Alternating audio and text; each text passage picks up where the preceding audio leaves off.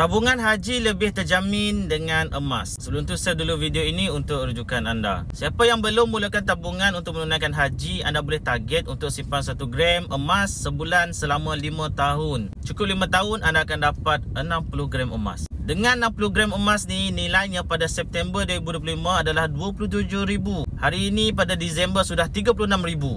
5 tahun akan datang, nilai 60 gram ni akan meningkat lebih tinggi dan pastinya akan cukup untuk anda tunaikan haji bagi golongan B40 dan M40. Penyimpan emas rata-rata lebih cepat dapat tunaikan haji berbanding dengan yang hanya simpan duit dalam bank atau tabung haji. Kerana simpanan dalam bentuk wang fiat lebih mudah digunakan untuk tujuan lain, bermakna duit mudah bocor. Dan pada tahun lepas punya haji, ramai yang menolak tawaran haji. Risiko lain ialah kenaikan kos haji setiap tahun yang mungkin tidak sempat untuk kita kumpul. Berbeza dengan simpanan dalam bentuk emas, apabila kos haji meningkat, harga emas naik bersama-sama dengan kos haji naik. Cara paling mudah dan praktikal untuk anda menabung emas adalah melalui akaun emas GA. Kelebihan akaun emas GA Gold ni ialah tabungan tanpa komitmen dan tak ada cas yang tersembunyi. Bagi anda yang berminat mulakan simpanan untuk tujuan menunaikan haji menggunakan emas untuk 5 tahun akan datang, anda boleh tengok pin video 5 langkah untuk mulakan simpanan emas ataupun isi beg biru untuk sign up. Saya akan bantu anda sebaiknya. Jumpa, follow dan komen untuk lebih banyak ilmu kewangan dan emas.